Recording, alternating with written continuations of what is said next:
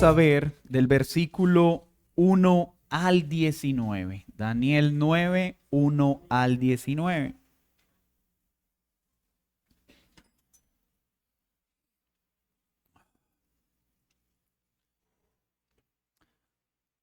Por favor, acompáñenos a leer el texto. Recuérdele a sus hijos la importancia de acompañarlo en la lectura de este momento, de leer la porción, porque es la palabra de Dios. Daniel, capítulo 9, versículo 1 al 19. En el año primero de Darío, hijo de Asuero, de la nación de los Medos, que vino a ser rey sobre el reino de los caldeos. En el año primero de su reinado, yo, Daniel, miré atentamente en los libros el número de los años que habló Jehová al profeta Jeremías, que habían de cumplirse la desolación de Jerusalén en 70 años. Y volví mi rostro a Dios el Señor, buscándole en oración y ruego, en ayuno, cilicio y ceniza. Y oré a Jehová mi Dios, e hice confesión diciendo: ahora, Señor, Dios grande, digno de ser temido, que guardas el pacto y la misericordia con los que te aman y guardan tus mandamientos. Hemos pecado, hemos cometido iniquidad, hemos hecho impíamente y hemos sido rebeldes y nos hemos apartado de tus mandamientos y tus ordenanzas. No hemos obedecido a tus siervos los profetas, que en tu nombre hablaron a nuestros reyes, a nuestros príncipes, a nuestros padres y a todo el pueblo de la tierra. Tuya es, Señor, la justicia y nuestra la confusión de rostro, como en el día de hoy lleva todo hombre de Judá, los moradores de Jerusalén y todo Israel, los de cerca y los de lejos, en todas las tierras a donde los has echado a causa de su rebelión, con que se rebelaron contra ti. Oh Jehová, nuestra es la confusión de rostro de nuestros reyes, de nuestros príncipes y de nuestros padres, porque contra ti pecamos. De Jehová nuestro Dios es el tener misericordia y el perdonar, aunque contra Él nos hemos rebelado y no obedecimos a la voz de Jehová nuestro Dios, para andar en sus leyes que Él puso delante de nosotros por medio de sus siervos los profetas. Todo Israel traspasó tu ley apartándose para no obedecer tu voz, por lo cual ha caído sobre nosotros la maldición y el juramento que está escrito en la ley de Moisés, siervo de Dios, porque contra Él pecamos. Y Él ha cumplido la palabra que habló contra nosotros y contra nuestros jefes que nos gobernaron, trayendo sobre nosotros tan grande maldad. Pues nunca fue hecho debajo del cielo nada semejante a lo que se ha hecho contra Jerusalén. Conforme está escrito en la ley de Moisés, todo este mal vino sobre nosotros. Y no hemos implorado el favor de Jehová nuestro Dios para convertirnos de nuestras maldades y entender tu verdad. Por tanto, Jehová veló sobre el mal y lo trajo sobre nosotros, porque justo es Jehová nuestro Dios en todas sus obras que ha hecho, porque no obedecimos a su voz. Ahora pues, Señor Dios nuestro, que sacaste tu pueblo de la tierra de Egipto con mano poderosa y te hiciste renombre cual lo tienes hoy, hemos pecado hemos hecho impíamente.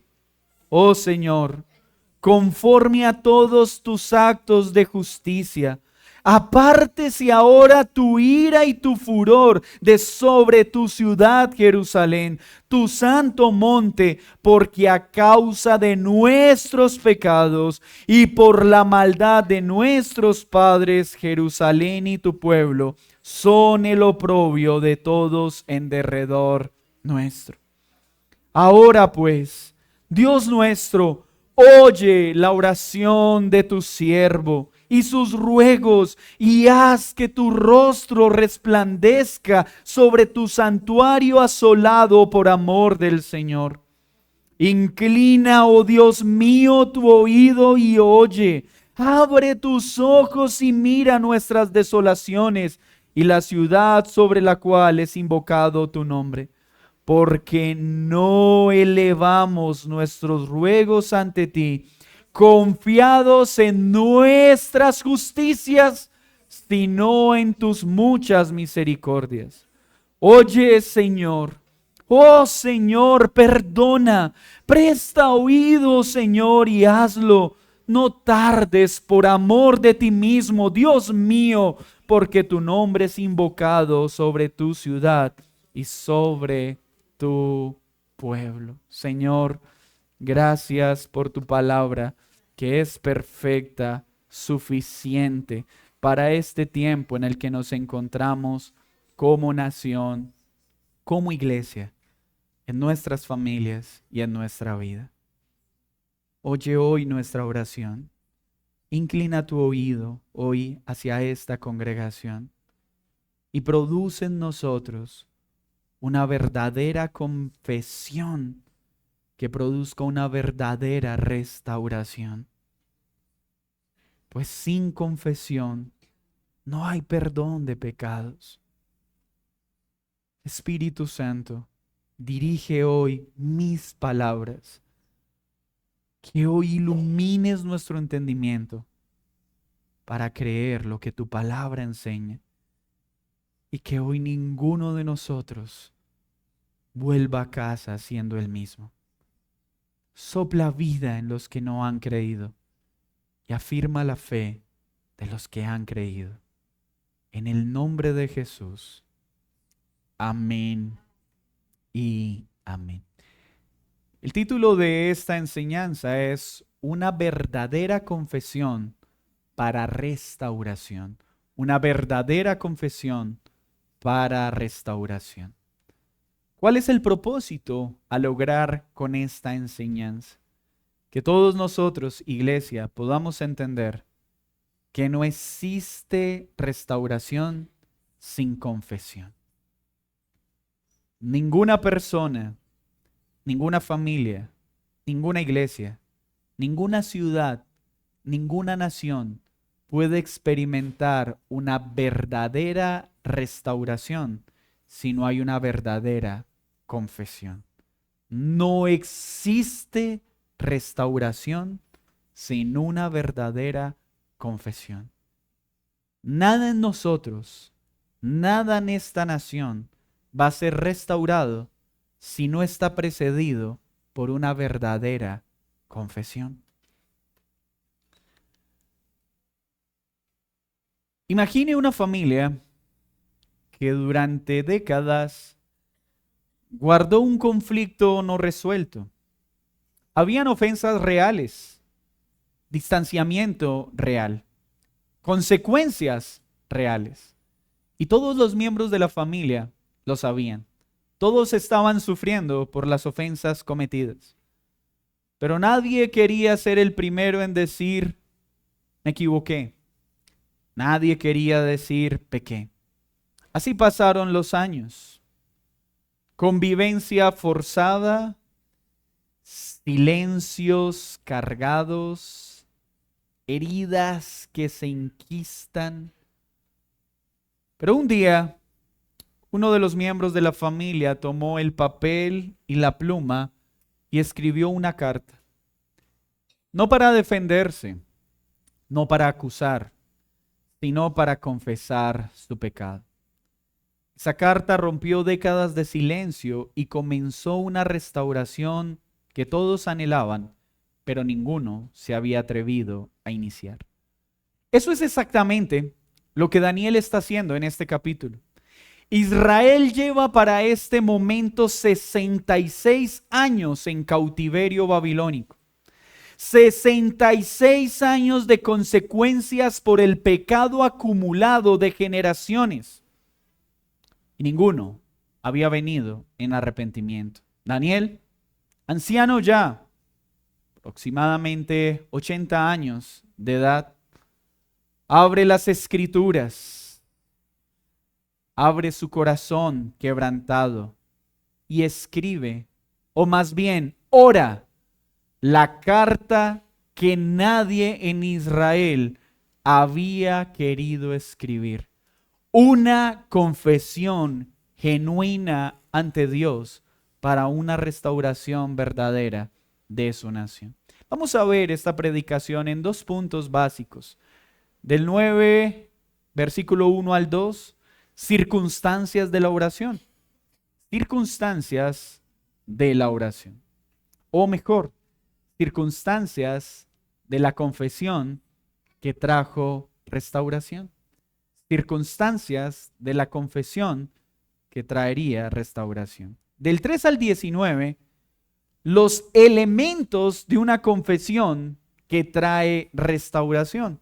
Los elementos de una confesión que trae restauración. Veamos entonces las circunstancias. En este texto, Daniel nos confronta con una realidad incómoda pero liberadora.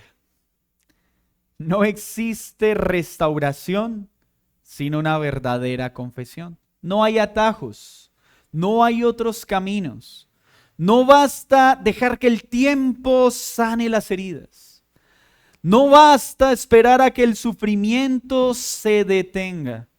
No basta esperar a que las circunstancias cambien para que haya una verdadera restauración. La restauración comienza donde Daniel comenzó a buscar la restauración de su pueblo, de rodillas, abriendo las escrituras para buscar la dirección de Dios, teniendo la palabra de Dios en sus manos y un corazón completamente quebrantado por el pecado y el sufrimiento que el pecado había traído sobre una nación. Mis hermanos, espero haber repetido lo suficiente el argumento de esta prédica para dejar en sus mentes grabado que nuestra iglesia, nuestra nación, tiene como necesidad principal una verdadera confesión que traiga una verdadera restauración. Lo que va a salvar a Colombia no es un cambio de gobierno simplemente. Si esto fuese así, hace rato las naciones gozarían de paz y verdad. Lo que nosotros necesitamos son personas, son familias, son iglesias, son ciudades, son naciones que se humillen ante Dios mediante la palabra para reconocer nuestro pecado con la esperanza de que Dios traiga una verdadera restauración. Para este momento, el imperio babilónico estaba ya en declive, había caído. La visión entregada a Daniel décadas atrás se ha cumplido con exactitud. Darío, dice el texto, el Medo, ha sido puesto como rey soberano sobre los caldeos por Ciro el Grande. Estamos en el año 539 en nuestra lectura. Daniel tiene más o menos, como ya se los dije, 80 años. Su fidelidad hacia el Señor ha sido probada y ha sido confirmada. Su confianza en el Dios que quita reyes y pone reyes ha quedado demostrada. Han transcurrido 12 años aproximadamente desde la visión del capítulo 8. Y en este momento crucial, Daniel no se deja llevar por la euforia del cambio político. Daniel no se levanta para decir, oh, este nuevo gobernante es nuestra esperanza. Oh, este nuevo partido político. Oh, estas nuevas circunstancias. No. Él lo que hace es sumergirse en el estudio de las Escrituras, leerlas atentamente, y de hecho nos dice hacia qué parte de las Escrituras se dirigió. Vamos a Jeremías capítulo 25, versículo 11 y 12. Jeremías 25, 11 y 12. Toda esta tierra será puesta en ruinas y en espanto. Esta profecía fue escrita por Jeremías. El anuncio ¿de qué? De que la tierra sería puesta en ruinas y en espanto, que servirían a otras naciones. ¿A cuál? Al rey de Babilonia, porque Dios es fiel a su palabra, Él cumple sus promesas, tanto para prosperar a su nación como para disciplinar a sus escogidos. ¿Y cuánto durará ese periodo? 70 años. Y cuando sean cumplidos los 70 años, castigaré al rey de Babilonia y a aquella nación por su maldad. Daniel entonces ya vio el castigo que el pueblo experimentaría por un pecado no confesado, por haberse apartado de la ley de Dios, pero está encontrando una esperanza. Que la esperanza no está en el cambio de gobierno, sino en lo que Dios había prometido en su palabra. Que este cautiverio de 70 años estaba llegando a su fin. Daniel sabe que esta profecía de Jeremías fue dada en el año 605. Los que son buenos en matemáticas rápidamente se dieron cuenta entonces que esta oración del capítulo 9 se dio cuando habían pasado 66 años del cautiverio. Y Daniel está descubriendo que ¿cuántos años faltan para que termine? 4 años. Y que Dios cumple lo que promete. Solo faltan 4 años para que este periodo de 70 años termine. Note usted que el entendimiento correcto de las Escrituras no lleva a una persona a la pasividad, sino ¿a qué? A la oración.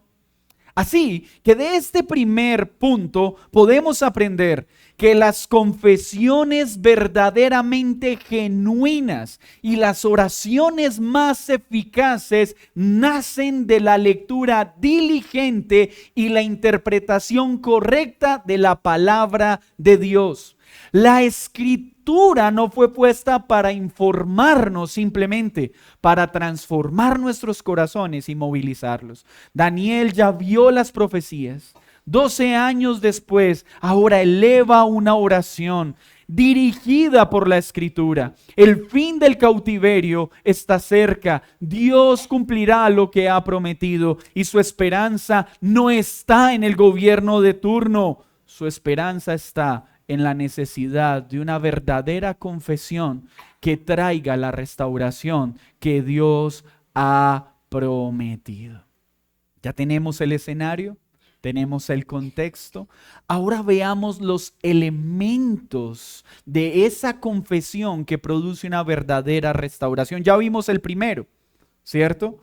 Sumergirnos en la palabra de Dios para orar conforme a la palabra de Dios. Lo segundo que nos muestra Daniel es que una verdadera confesión que traiga restauración está acompañada de una tristeza genuina por el pecado. Una verdadera confesión que trae restauración está acompañada por una tristeza genuina por el pecado. Miren lo que hace Daniel. Y volví mi rostro a Dios el Señor, buscándole en oración y ruego, en ayuno, cilicio y ceniza. Esa no es una oración vaga de Señor, perdóname porque pequé contra ti, amén. Porque esa es la oración de confesión de muchos. Terminan el día 1 minuto antes de ir a la cama. Señor, perdóname por cualquier pecado que haya hecho mal. Sabes que soy un pecador. Tu palabra dice que soy gusano de Jacob. En mí solo hay maldad. Solo sé decir lo malo, hacer lo malo. Perdóname, amén. Las personas piensan que eso es una confesión de pecado. Recitar la teología correcta no significa que produce los efectos correctos. Daniel ha ido a la Escritura. Han pasado 66 años, 4 años para que termine el cautiverio. ¿Y saben qué está viendo en su pueblo? Dureza, falta de arrepentimiento. Hoy hablaba con una hermana que viene de un país que ha sufrido mucho por temas políticos. Llegó recientemente de una visita y me decía, ¿sabes qué es lo que me ha dolido del viaje a mi país? Que después del sufrimiento experimentado, sigo viendo la misma dureza en el corazón.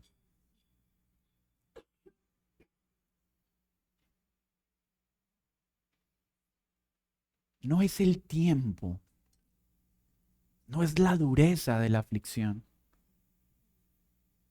Es solo una sincera humillación lo que puede traer una verdadera restauración. 66 años. Y Daniel cae de rodillas para hacer algo que nadie en el pueblo ha hecho. No es una oración superficial, dice que buscó con ruego, con súplica, en ayuno, apartó un tiempo diligentemente en cilicio y ceniza por causa del pecado de su pueblo. No son lágrimas de cocodrilo, oh Señor, perdóname, porque hay personas que lloran por ver al amanecer, yo soy una de ellas. No, es una oración sincera, lágrimas que brotan de un corazón quebrantado. O tal vez hay personas que no lloran cuando están quebrantados, pero lo que estamos hablando acá es de un corazón que está traspasado por la palabra de Dios al ver la maldad de un pueblo y genera una humillación a los pies del Señor. Daniel, al ver lo que está pasando, hace un ayuno. Cuando dice cilicio y ceniza, estas prácticas eran comunes en el pueblo para mostrar un dolor profundo, un luto, una pérdida. Cuando alguien salía a las calles lleno de ceniza y cilicio, porque había un corazón quebrantado, porque había perdido algo. No era un acto fingido. Daniel está diciendo que su corazón está fracturado, debilitado, quebrantado al ver el pecado de su pueblo y que faltan 4 años para terminarse el periodo anunciado. ¿Y qué pasa si terminan estos 4 años y el pueblo sigue sin arrepentirse? ¿Se imagina entonces lo que estaba sintiendo Daniel? El fin del cautiverio está prometido. El cautiverio que vino por el pecado. El cautiverio que vino por alejarnos de la ley de Dios. Pero el pueblo no se ha arrepentido de su maldad. Esta es la clase de tristeza que Pablo describe en 2 de Corintios 7:10. La tristeza que es según Dios. No esa tristeza superficial de los hombres que le permite a alguien llorar por una falta, pero luego seguir viviendo igual. No, esas lágrimas que hacen que una persona pueda decir, hice algo malo, pero sigue viviendo sin apartarse de lo malo. No, la tristeza que viene de Dios es un verdadero arrepentimiento, un arrepentimiento genuino que hace que el pecado que amaba ahora lo odie y que ahora nazca un deseo santo. Esa es la tristeza de la que está hablando Daniel. Esa tristeza que hace que el pecado se vuelva amargo para que Cristo pueda hacerse dulce a mi alma. Esa es la verdadera confesión que trae restauración, no fórmulas vacías que no han llegado a mi corazón. Qué fácil es decir, perdóname, Dios, mientras sigo haciendo exactamente lo mismo por lo cual me arrepentí. No, lo que Daniel está hablando acá es de un arrepentimiento, de un dolor que me moviliza a apartarme del pecado.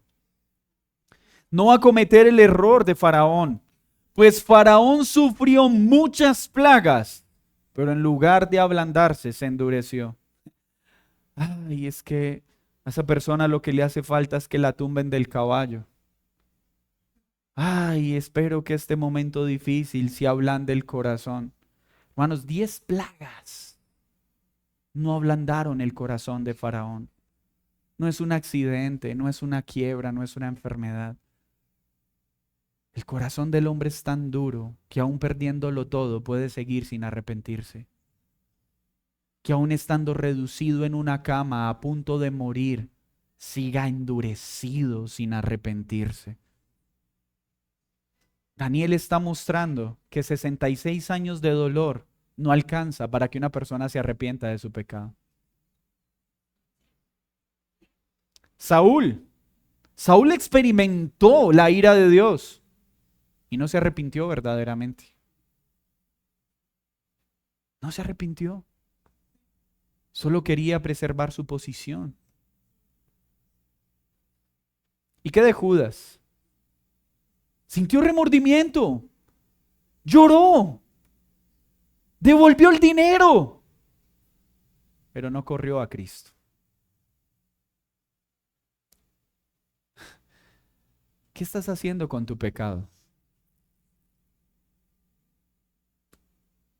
No sea que estés viviendo lo que le pasó a Judas, que has sentido algo de remordimiento, pero estás corriendo en un lugar diferente a Jesús. Así que el primer elemento de una verdadera confesión es un corazón que ha ido a la palabra y por causa de la palabra es convencido de su pecado y su maldad y experimenta una tristeza verdadera por la falta cometida. Pero el otro elemento que nos muestra Daniel es una verdadera confesión se fundamenta en los atributos de Dios. Ahora, Señor, Dios grande, Dios digno de ser temido, tú guardas tu pacto, las misericordias con las que te aman y guardan tus mandamientos y la misericordia que muestras a los que aman y guardan tus mandamientos. Daniel está recordando el carácter de Dios en medio de su confesión. Oh Señor, hay dolor en mi corazón por el pecado que hemos cometido, pero elevo mi mirada a que eres santo y tú no ves el pecado con ligereza. Tú eres digno de ser temido, pero muestras misericordia a los que te aman y guardan tus mandamientos. Una verdadera confesión parte de una idea correcta de Dios, no de una distorsión de Dios. Daniel se dirige a Dios llamándolo, si observó bien en el pasaje, mi Dios, mi Dios. Esa expresión, mi Dios, revela una relación personal e íntima que solo puede experimentar alguien que está unido a Dios por Cristo mediante la fe. Antes de confesar el pecado, él está exaltando el carácter divino de Dios, la grandeza de Dios, su dignidad, pero especialmente su fidelidad. Para nosotros poder ver el pecado en su justa proporción, tenemos que ver a Dios en su perfecta santidad. Porque solo ante el carácter de Dios, el pecado se verá como debe verse. Pero sin ver la santidad de Dios, sin ver su justa ira, sin ver sus atributos, trataremos el pecado con ligereza, porque pensaremos que nuestro pecado no fue tan grave como el de otros. Cuando yo no entiendo que Dios es santo, santo, santo, al ser expuesto por robar, diré, pero no robé tanto como otro. Al ser confrontado con nuestra inmoralidad, solo miré, no toqué. Solo toqué, no me uní. Me uní, pero no le amé. Le amé, pero la dejé. Así funciona el pensamiento del hombre. Minimiza el pecado. Pero solo el ver el carácter de Dios me permite entender que a los ojos de Él no hay pecado pequeño. Así que esta teología de la oración que está mostrando Daniel en esta confesión no es ornamental. Daniel sabe que al Dios a quien se dirige es el mismo Dios de Deuteronomio 7, de Éxodo 34, fiel a lo que promete. Fiel para bendecir a los que le son fieles, pero fiel para disciplinar a aquellos que se apartan de Él. Es un Dios misericordioso, claro. Es un Dios amoroso, sí, pero también cumple las maldiciones del pacto. Si me sigues y me obedeces, serás bendito, pero si te alejas de mí, serás maldito. Él es fiel. Él es fiel a sus promesas. Tal y como lo muestran Levítico 26, tal y como lo muestran Deuteronomio 28. Las consecuencias cuando su pueblo es fiel a Él, pero también las consecuencias cuando lo abandona. Conocer entonces el carácter santo de Dios es la base para una confesión adecuada. Porque sin entender que Dios es santo, mi confesión siempre será superficial. Si mi confesión no pasa por el carácter de Dios, siempre estaré viendo el pecado en unas proporciones que no son correctas. Siempre estaré viendo mi maldad como algo pequeñito. Niños, no hay pecados pequeños ante un Dios santo, santo, santo. Iglesia, no hay inmoralidad pequeña ante un Dios puro.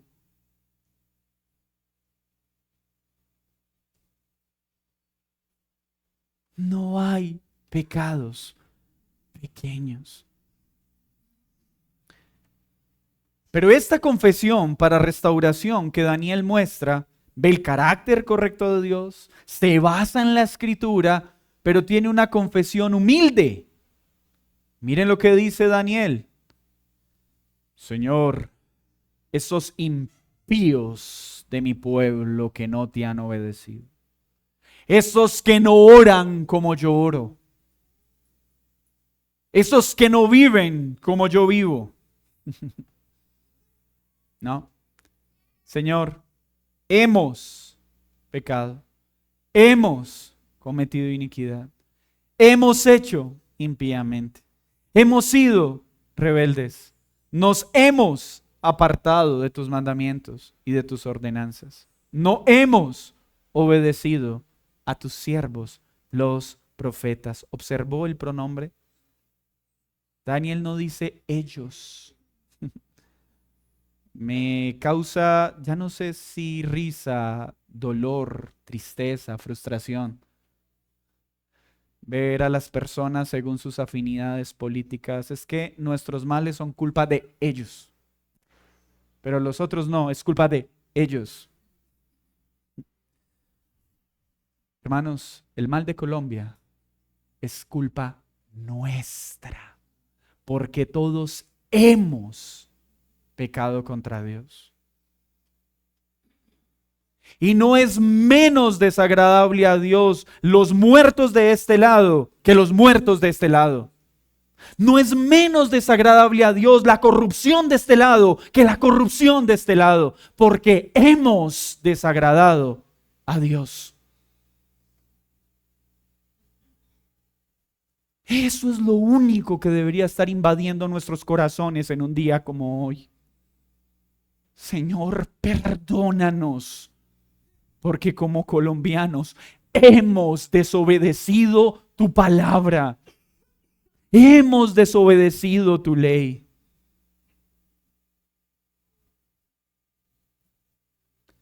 Daniel no se presenta como mejor que su pueblo.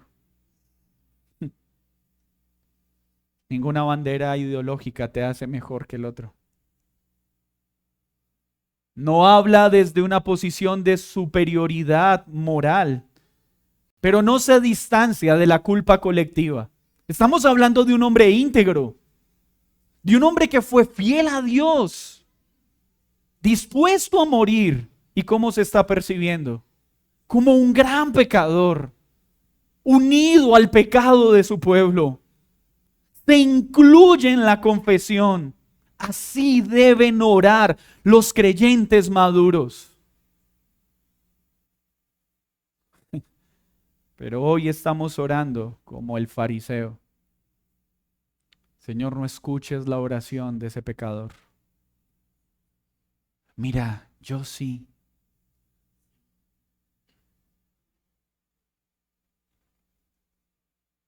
Esos de izquierda, esos de derecha, por favor. Iglesia, ¿cuándo vamos a madurar y entender que el asunto principal que está dañando a nuestra nación es el pecado, que aún seguimos tolerando en lo íntimo y en lo secreto?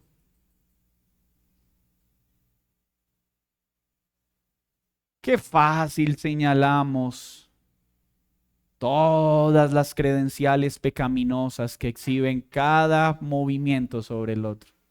Y es que mire este al que mató. Y mire este al que robó. Iglesia, maduremos.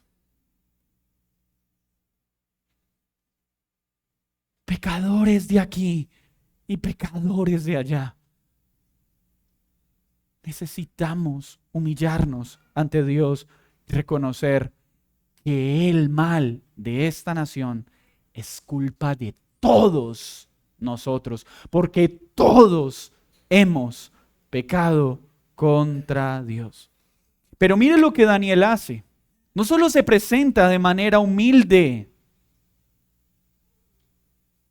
Daniel no minimiza ni justifica el pecado.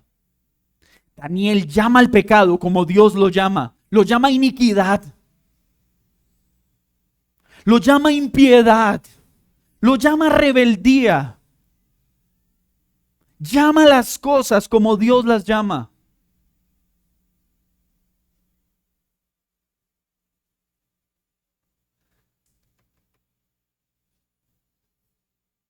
Es que las violaciones de los paramilitares, es que las violaciones de los guerrilleros, es que los asesinatos de aquí, es que los asesinatos de allá, ¿no son igual de perversos? ¿No deberían dolernos cada vez que alguien de esta nación muere por causa del pecado sin importar sus filiaciones políticas? ¿No estamos entendiendo que esto es un tema de patria? Pero se ha levantado una dureza tal en los habitantes de nuestra patria que se celebran la muerte de unos y se llora la de otros. Hipócritas. Denunciamos la maldad de uno porque está en la orilla contraria a la mía, pero trato de justificar la maldad de aquel con quien me identifico. Hipócritas. Porque todo acto de corrupción debería ser igual de detestable en nuestra alma, sin importar la bandera política que exhibamos. Pero la iglesia hoy está viendo menos grave un crimen que otro. ¿Justificamos una corrupción y la otra la atacamos?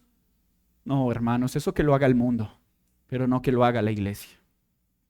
La verdadera confesión nace de una manera espiritual, de una madurez espiritual, que al igual que Daniel, no está viendo a ningún pecador como inferior, sino que ora por ellos recordando que todos somos pecadores y necesitamos la misericordia de Dios.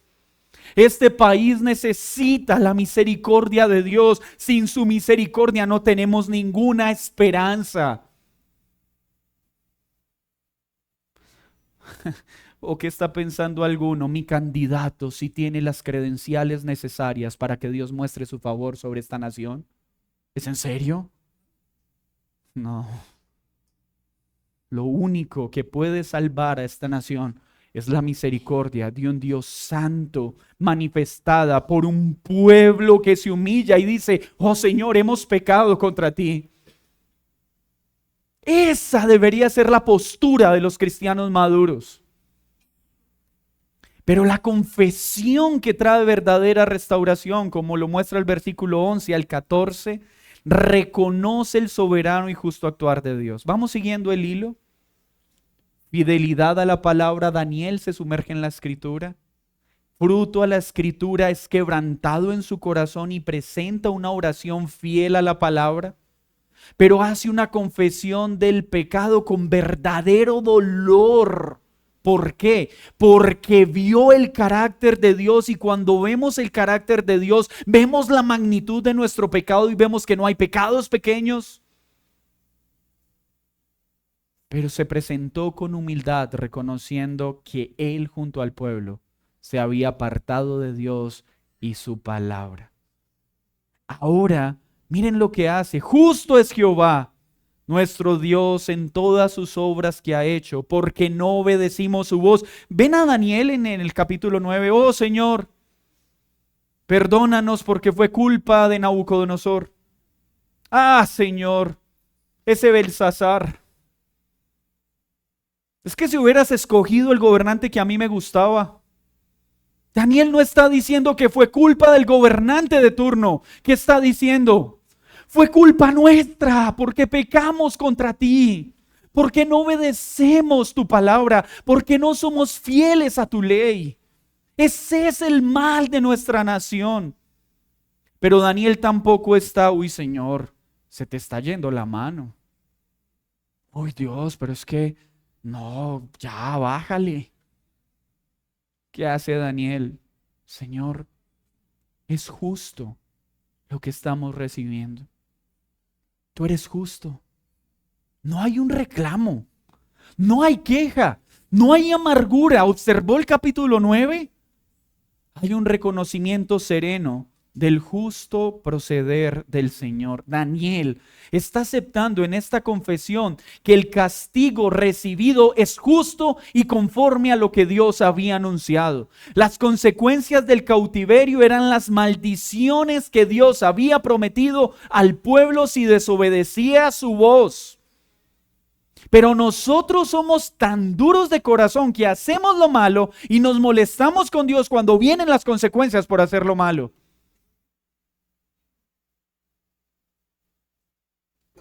Y pasa en la nación, pero pasa en nuestros hogares. ¿Y por qué fuiste infiel? Es que no me amaba como merecía ser amado. ¿Y por qué fuiste infiel? Porque no prestó la atención que merecía. ¿Y por qué fuiste infiel? Siempre estamos culpando al otro. ¿Qué está diciendo el pasaje? Es mi pecado. No estoy diciendo que minimicemos las faltas de los otros. Pero la Escritura nos llama a asumir nuestras responsabilidades. El otro tendrá que dar cuenta a Dios por su pecado. Pero siempre tenemos que estar humillándonos por el nuestro. Daniel acepta entonces el castigo. Lo más sobrio de este reconocimiento, mire el versículo 13. 66 años de sufrimiento. ¿Y qué dice Daniel ahí? El pueblo no había implorado el favor de Dios ni se había apartado de su maldad. Habían tolerado el dolor sin buscar a Dios que podía restaurarlos. Una confesión verdadera no solo reconoce el pecado de manera vaca, implora con desespero el favor de Dios, se aparta de la maldad y acepta el proceder justo de Dios. No le reclama, no se queja. Miren cómo enseña Santiago 1:13. El pecado no viene de Dios, nace de las concupiscencias propias y cuando se consuma el pecado produce muerte. No es culpa de Dios nuestro sufrimiento, es nuestra culpa. Pero Daniel en el versículo 15 al 19 nos muestra también la importancia de apoyarnos en la misericordia de Dios, en buscar su gloria, en mirarlo a Él, en mirar sus perfecciones. Ahora pues, dice el versículo 17, Dios nuestro, oye la oración de tu siervo y sus ruegos. Haz que tu rostro resplandezca sobre tu santuario por amor del Señor. Observa la confesión de Daniel. Observa la línea de pensamiento. ¿Apela a qué? ¿A sus méritos? ¿Acaso tú vas a seguir, Señor, pero es que ¿por qué los malvados prosperan y yo que soy buena persona no me va bien? Pero ¿por qué mi compañero de trabajo que es ladrón estrena carro cada año y yo lo único que extraño cada año es batería? ¿Por qué si yo no soy tan malo como él? ¿Por qué los malos prosperan? No. Miren lo que hace él. Señor, en mí no hay nada bueno, ni siquiera su fidelidad durante su cautiverio. Él dice, por amor a ti, Señor, por tus misericordias, haz que tu rostro resplandezca, haz que tu presencia vuelva a habitar en medio de nosotros. Porque lo más importante es volverte a tener a ti. Daniel no le está diciendo, oh Señor, recupera la platica que se perdió. Vuélvenos a dar los implementos de oro que con tanto esfuerzo conseguimos para el templo. No, ¿qué le está pidiendo Daniel? Señor, necesitamos tu presencia. Sí, claro que necesitamos mejores gobernantes, pero antes que mejores gobernantes, esta nación necesita la presencia de Dios extendiéndose en los corazones de los habitantes de esta patria. Deberíamos estar todos pidiendo, Señor, haz que resplandezca tu rostro sobre esta nación, porque si cambian los gobiernos, pero tu presencia no viene a esta nación, todos los que suban al poder subirán para lo mismo, para enriquecerse y enseñorearse de los pueblos. Jehová te bendiga y te guarde, haga resplandecer tu rostro. Daniel está citando la oración sacerdotal y le está diciendo, Dios, de todo lo que hemos perdido, hay algo que necesitamos por encima de todas las cosas, tu presencia. Mira, ¿tú en qué estás afanado en este momento? ¿En recuperar tus finanzas, recuperar tu salud, recuperar tu matrimonio? ¿O recuperar la presencia de Dios en tu vida? ¿Qué tan esforzado estás siendo para que tus momentos de oración vuelvan a ser hermosos al ver cómo la presencia de Dios desciende sobre ti cada vez que te sumerges en la palabra de Dios? ¿Dónde están tus fuerzas? Porque una verdadera confesión que trae una verdadera restauración entiende que lo más importante que nos quita el pecado es la comunión con Dios. Y es lo que queremos recuperar. Señor, quiero alejarme del pecado, no para que devuelvas mis riquezas, no para que me devuelvas una posición. Qué extraño tu dulce voz brotando de cada texto que leo. Es porque extraño la plenitud de tu presencia en medio de todas las tormentas. Haz resplandecer tu rostro nuevamente sobre mí, porque es a ti a quien quiero, más que las cosas que tú me puedes dar. Cuando el rostro de Dios resplandece, hay favor, hay comunión, hay bendición, hay presencia. Ese era el problema principal de Jerusalén.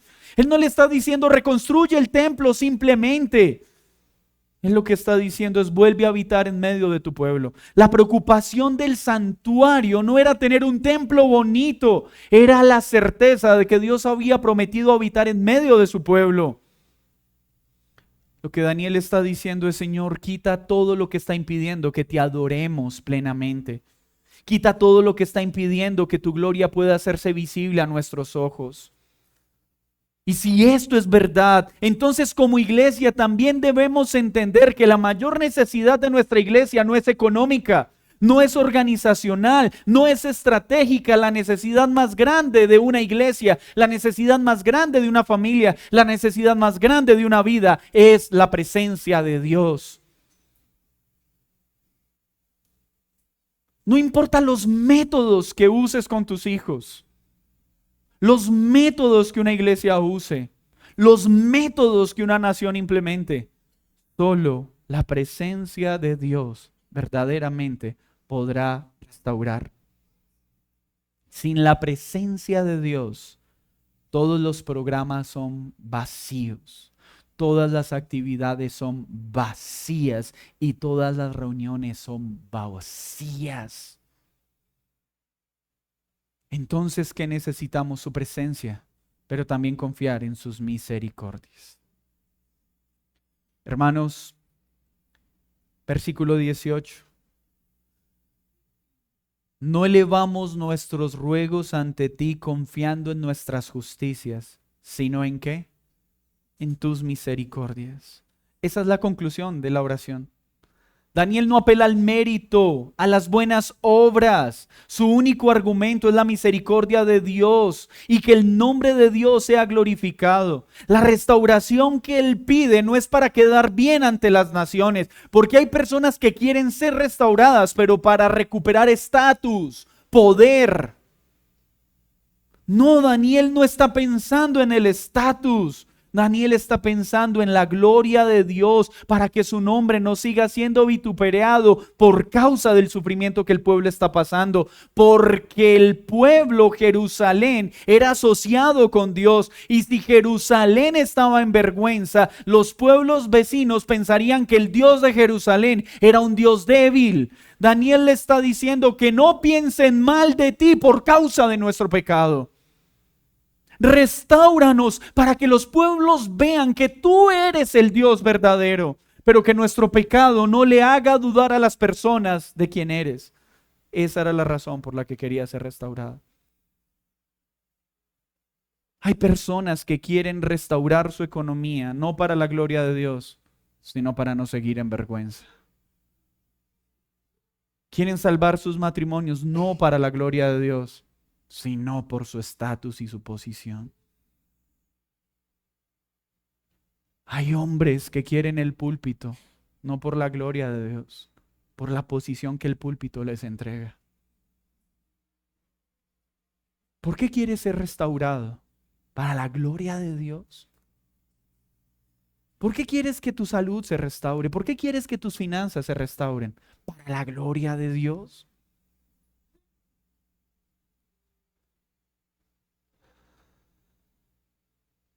Hermanos, una verdadera confesión para restauración está buscando la gloria de Dios, no la propia. Señor, ten misericordia de esta nación, para gloria de tu nombre, para que el mundo sepa cuán grandes son tus misericordias. Porque en Colombia no hay méritos para que nos trates de una forma diferente. ¿Cuáles serían nuestras credenciales ante Dios, Señor? Escucha a nuestra nación Colombia. No tengas en cuenta nuestras muchas violaciones, secuestros, crímenes, robos, mentiras. Y trátanos como merecemos, porque no somos tan malos como la única esperanza de esta nación es la misericordia de Dios, no nuestras justicias. No merecemos nada bueno como patria. Por eso necesitamos la misericordia de Dios.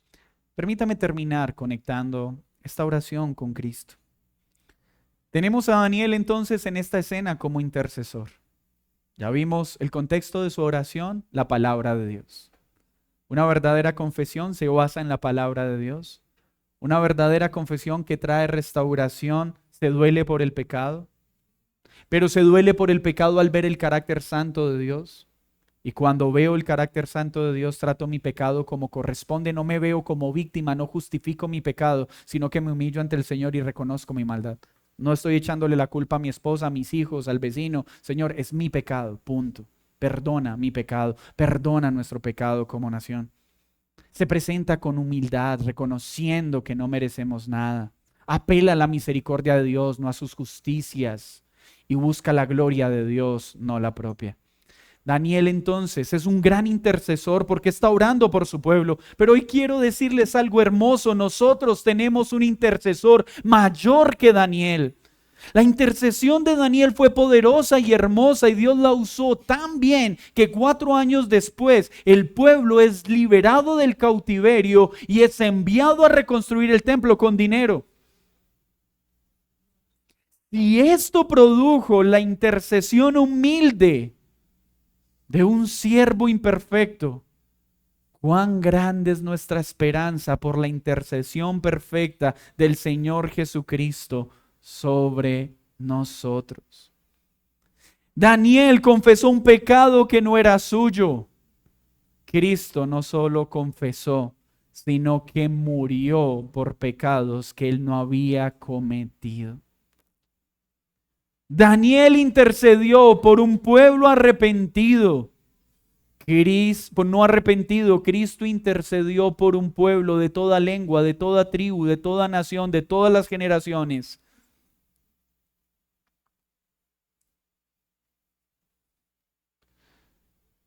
Daniel es una clara sombra de Cristo,